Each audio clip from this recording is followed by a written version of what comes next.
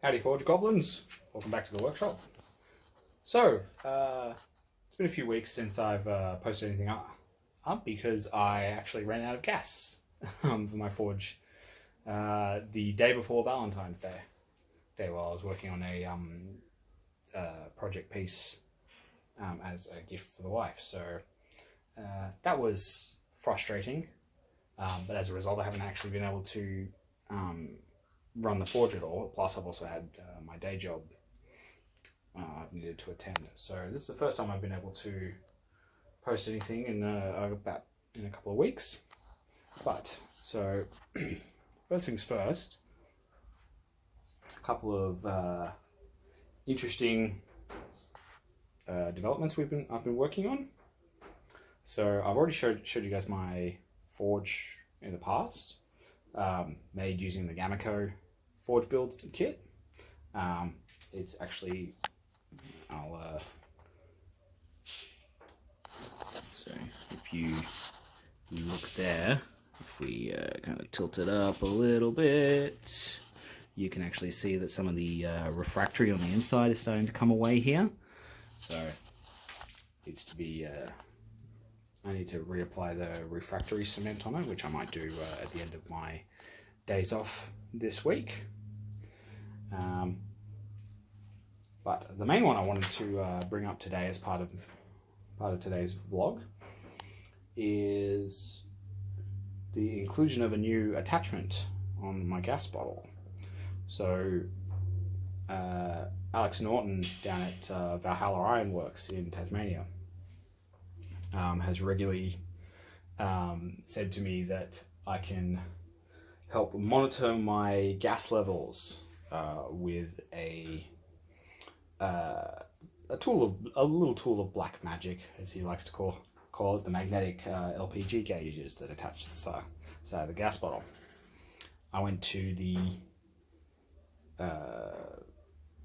plumbing and gas fitting store that's here in my town, and they had those, which was convenient. And then I was intending to buy one, and I spoke to my wife and said, I might hold off for just now until sort of later in the week when my pay comes in. And then I come home from that, I'm like, all is well. And then she gets home probably about an hour or so later, and she's picked up something for me along those lines. Wind's blowing my shed door shut. Anyway, she's picked up something for me along those lines, but next level up. So we have this bad boy,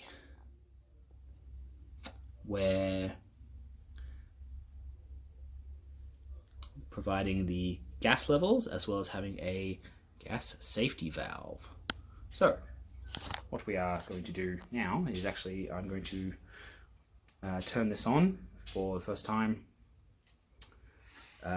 running the gas line through it just to check that the gauge is working correctly, and also sort of keep my nose open for any possible leaks. I think we should be good. I tightened it up fairly well,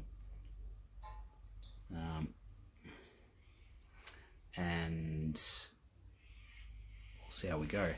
Now I've got, so I'll just sort of put the camera over here. We've got the actual ball valve into the burner here is shut off. So when we turn on the gas, it should only go as far as that ball valve, and then we should be good. So we will see how this goes. I'm just going to switch the recording there. Okay, so we have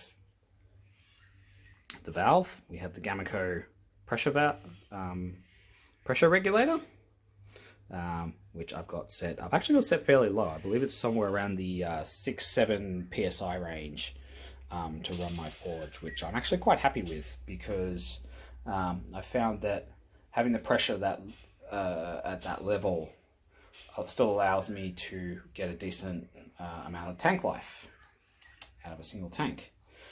Each one of these barbecue bottle size tanks of gas Sets me back about $30 to swap it out. So if I can get a decent amount of life out of each one, I'm always happy with that.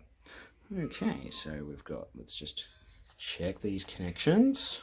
Good old pole, left hand threads. Yeah, everything feels pretty tight to me. So we'll open the main valve.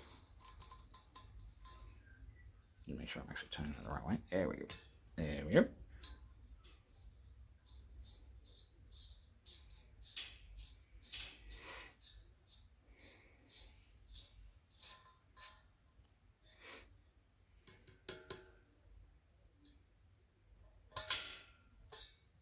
There we go. There, we've got plenty of gas available.